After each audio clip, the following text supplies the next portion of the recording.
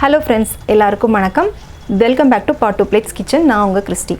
Friends, ஒரு 6 மாதத்துக்கு முன்னால் பார்த்தீங்கன்னா நம்மளோட சேனலில் நான் குஷ்பு இட்லிக்கான ரெசிபி வந்து அப்லோட் பண்ணியிருந்தேன். அதுக்கு நிறைய பேர் வந்து நல்ல ஒரு ரெஸ்பான்ஸ் கொடுத்துருந்தீங்க.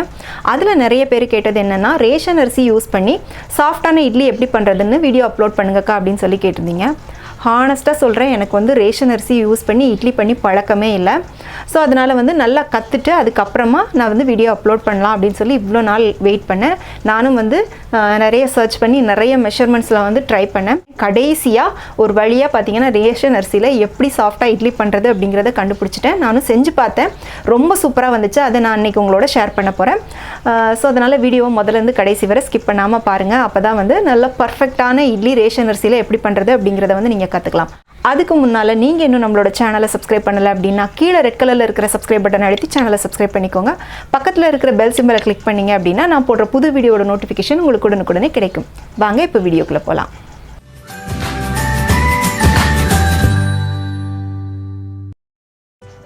இதில் வந்து நான் ரேஷன் புழுங்கல் அரிசியை க்ளீன் பண்ணி எடுத்து வச்சுருக்கேன். எனக்கு ஃபுல்லாகவே ரேஷன் புழுங்கல் அரிசியில் தான் நான் உங்களுக்கு இட்லி மாவு அரைக்கிறது எப்படின்னு காட்ட போகிறேன். ரேஷன் புழுங்கல் அரிசியில் பார்த்திங்கன்னா நிறைய கருப்பரிசி, தூசி, கல் இதெல்லாம் இருக்கும். எல்லாத்தையும் ஃபஸ்ட் நல்லா க்ளீன் பண்ணி எடுத்துக்கோங்க. இப்போ மெஷர்மெண்ட்டுக்கு நான் வந்து இந்த கிளாஸ் எடுத்திருக்கேன். இந்த கிளாஸுக்கு ஒரு 8 கிளாஸ் அளவுக்கு அரிசி தலை தட்டி அளந்து எடுத்து இதை வந்து வேற ஒரு பாத்திரத்தில் போட்டுக்கோங்க.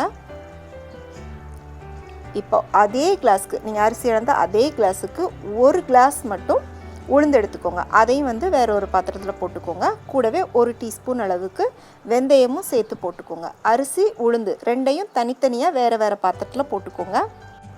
இப்போ நீங்கள் அரிசி தலை தட்டி அளந்தீங்கன்னா உளுந்தும் தலை தட்டி அளந்து போட்டுக்கோங்க. இல்லை கோபுர மாதிரி குவிச்சு அரிசி அளந்து போடுறீங்கன்னா உளுந்தும் அதே மாதிரி குவிச்சு அளந்து போட்டுக்கோங்க. அப்போ தான் கரெக்டாக இருக்கும். இப்போ இந்த அரிசியில் பார்த்திங்கன்னா எக்கச்சக்க அழுக்கு இருக்கும். நான் இதை கொஞ்ச நேரம் கையில் தொட்டதிலே பாருங்கள், என் கையில் நல்லா அப்படியே பிசுப்பாயிட்டு அப்படியே அழுக்கெல்லாம் உருண்டு வருது. அந்த அளவுக்கு இந்த அரிசியில் அழுக்கு இருக்குது. முதல்ல இதை வந்து நல்லா நம்ம வந்து கழுவி எடுக்கணும். அரிசியை வந்து நீங்கள் ஒரு 4-5 வாட்டியாவது நல்லா திரும்ப தண்ணி ஊற்றி கழுவணும். கழுவும்போது நார்மல் டேப் வாட்டர்லேயே கழுவிக்கோங்க. நல்லா இந்த மாதிரி 2 கையாலையும் தேய்ச்சி கழுவுங்க. நீங்கள் வந்து இந்த மாதிரி தேய்க்கிறப்பவே உங்களுக்கு தெரியும், கையில் வந்து ஒரு மாதிரி பிசுப்பாக வரும். அந்த பிசுப்பு தன்மை மாறுற வரை நீங்கள் கழுவணும். அப்போ தான் வந்து உங்களுக்கு அந்த ரேஷன் அரிசியோட ஸ்மெல்லும் இருக்காது, இட்லியும் நல்லா வெள்ளையாக வரும். அதே மாதிரி பார்த்திங்கன்னா வழுவழுப்பு இல்லாமல் இருக்கும் இட்லி. கழுவிட்டு கடைசியாக நீங்கள் வந்து கழுவும் போது கொஞ்சம் உப்பு போட்டுக்கோங்க. நார்மல் உப்பு கூட போட்டுக்கலாம், இல்லைனா கல் உப்பு இருந்துச்சுன்னா கல் உப்பு கூட போட்டுக்கோங்க. போட்டுட்டு அதே மாதிரி திரும்பவும் நல்லா ஒரு தடவை அரிசியை வந்து தேய்ச்சி கழுவி நீங்கள் வந்து ஊற்றிடுங்க. நீங்கள் கடைசியாக கழுவி ஊற்றுற தண்ணி வந்து ரொம்ப கலங்கலாக இல்லாமல் ஓரளவுக்கு கொஞ்சம் நல்லா தெளிஞ்ச மாதிரி இருக்கணும். அந்தளவு வர்றது வரை திரும்ப நீங்கள் வந்து கழுவிக்கோங்க. நான் வந்து ஒரு 5 வாட்டி கழுவிருக்கேன். இப்போ டேப் வாட்டரில் கழுவிட்டு நாம் வந்து அரிசியை ஊற வச்சிடலாம். டேப் வாட்டரில் கழுவிட்டு நீங்கள் வந்து ஊற வைக்கிறதுக்கு நம்ம நார்மலாக குடிக்கிற நல்ல தண்ணி ஊற்றி ஊற வைக்கணும். டேப் வாட்டர் ஊற்றக்கூடாது. இப்போ வந்து நான் தண்ணி ஊற்றிட்டேன். ரேஷன் அரிசி பார்த்திங்கன்னா ஊறுறதுக்கு கொஞ்சம் அதிகமாக டைம் எடுக்கும். அதனால் ஒரு 7 மணி நேரம் இந்த அரிசி வந்து நல்லா ஊற விட்டுருங்க. உளுந்து வந்து ஒரு 1 மணி நேரம் ஊறினா போதும். நீங்கள் மாவு அரைக்கிறதுக்கு ஒரு 1 மணி நேரத்துக்கு முன்னால் நல்லா கழுவிட்டு தண்ணி ஊற்றி ஃப்ரிட்ஜில் வச்சுருங்க. ஃப்ரிட்ஜில் வச்சு ஊற வச்சு எடுத்துக்கோங்க. இப்போ உளுந்து நல்லா ஊறினதுக்கப்புறமா முதல்ல வந்து உளுந்தை போட்டு அரைச்சிக்கலாம். இப்போ நீங்கள் வந்து இட்லிக்கு மாவு மிக்சியில் அரைக்கிறத விட கிரைண்டரில் எப்போவுமே வந்து நம்ம அரைக்கும்போது ரொம்ப நல்லா வரும். இட்லி ரொம்ப சாஃப்டாக இருக்கும். இப்போ நீங்கள் இந்த உளுந்து மாவு அரைக்கும்போது பக்கத்துலேயே இருந்து அப்படியே கொஞ்சமாக தண்ணி தெளித்து விட்டு நீங்கள் வந்து அரைக்கணும். கூடவே இந்த மாதிரி ஐஸ் க்யூப்ஸ் வந்து கொஞ்சம் எடுத்து வச்சுக்கோங்க. ஒரு 5 நிமிஷத்துக்கு ஒரு தடவை ஒரு ஐஸ் க்யூபாக வந்து போட்டு அரைச்சிக்கோங்க. இல்லைனா வந்து ஐஸ் வாட்டர் கூட நீங்கள் ஊற்றிக்கலாம். இது எதுக்காக அப்படின்னா, ஒரு சில கிரைண்டர் வந்து ரொம்ப சூடாகும். அதனால் வந்து மாவும் சூடாகிட்டு உங்களுக்கு வந்து இட்லி வந்து சாஃப்டாக வராமல் கல் மாதிரி வரும். இப்போ நீங்கள் ஐஸ் க்யூப் இல்லைனா ஐஸ் வாட்டர் ஊற்றும் போது உங்களுக்கு வந்து மாவு சூடாகாது. அதே மாதிரி பார்த்திங்கன்னா நல்லா வெண்ணெய் மாதிரி மாவு வந்து வெள்ளைன்னு அரைப்படும். இப்போ மாவு அரைப்பட்டுருச்சு. நான் வந்து ஒரு 40 நிமிஷத்துக்கிட்ட அரைச்சிருக்கேன். ஒரு சில கிரைண்டர் ஒரு 20லேருந்து 25 நிமிஷத்துக்குள்ளே உளுந்து வந்து அரைச்சிரும். இப்போ வந்து இந்த மாவு வந்து எடுத்துடலாம். இப்போ உளுந்து அரைச்சிட்டு நம்ம வந்து ஊற வச்ச அரிசியும் போட்டுட்டு அரைச்சிடலாம். அரிசி அரைக்கிறதுக்கு ரொம்ப நேரம் எடுக்காது, ஒரு 20 நிமிஷத்துலேயே வந்து அரைப்பட்டுரும்.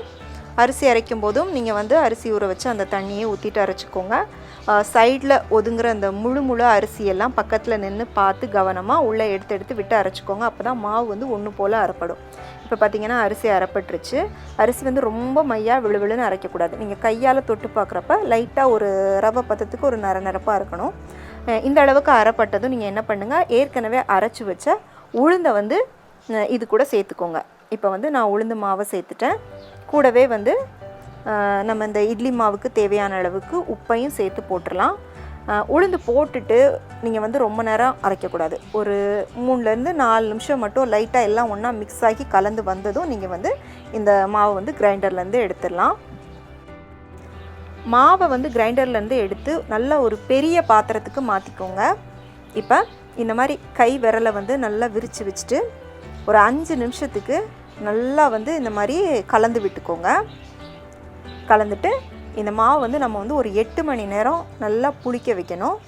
இப்போ வந்து மூடி வச்சிடலாம். இப்போ வந்து நான் நைட்டு மாவு அரைச்சிருக்கேன். காலையில் உங்களுக்கு வந்து எடுத்து காமிக்கிறேன்.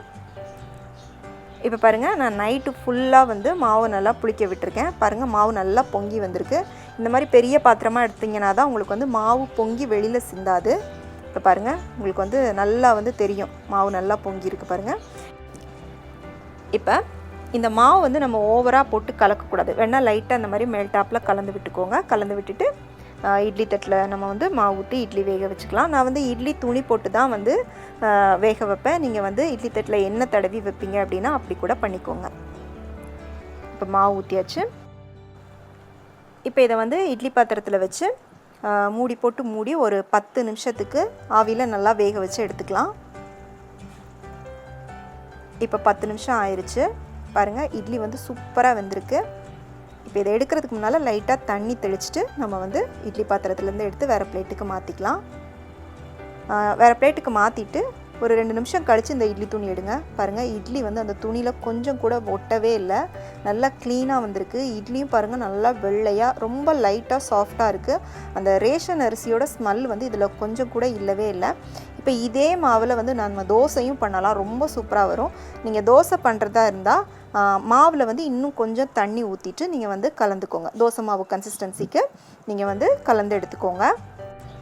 நம்மளோட சேனலில் பார்த்தீங்கன்னா ஏற்கனவே சாஃப்டான குஷ்பு இட்லி ரெசிபி அப்லோட் பண்ணியிருக்கேன். அப்புறமா வரகு அரிசி இட்லி, ராகி இட்லி, இதுக்கான ரெசிபிஸ் எல்லாமே அப்லோட் பண்ணியிருக்கேன். அதுக்கான லிங்க் எல்லாம் நான் கீழே டிஸ்கிரிப்ஷனில் கொடுக்குறேன். அதே மாதிரி பார்த்தீங்கன்னா தோசையிலையும் நிறைய வெரைட்டி தோசை வந்து நான் அப்லோட் பண்ணியிருக்கேன். இது எல்லாத்தோட லிங்க்கும் நான் உங்களுக்கு கீழே டிஸ்கிரிப்ஷனில் கொடுக்குறேன். மறக்காமல் டிஸ்கிரிப்ஷனை செக் பண்ணிக்கோங்க. ரொம்ப ரொம்ப யூஸ்ஃபுல்லாக இருக்கும். இப்போ வந்து தோசையும் பாருங்கள் நல்லா கிறிஸ்பியாக வந்திருக்கு. ஸோ கண்டிப்பாக வந்து நீங்கள் ரேஷன் அரிசியில் பண்ணுறீங்க அப்படின்னா இந்த 8க்கு 1 அந்த மெஷர்மெண்ட்டில் வந்து ட்ரை பண்ணி பாருங்கள். ரொம்ப சூப்பராக வருது ஃப்ரெண்ட்ஸ்.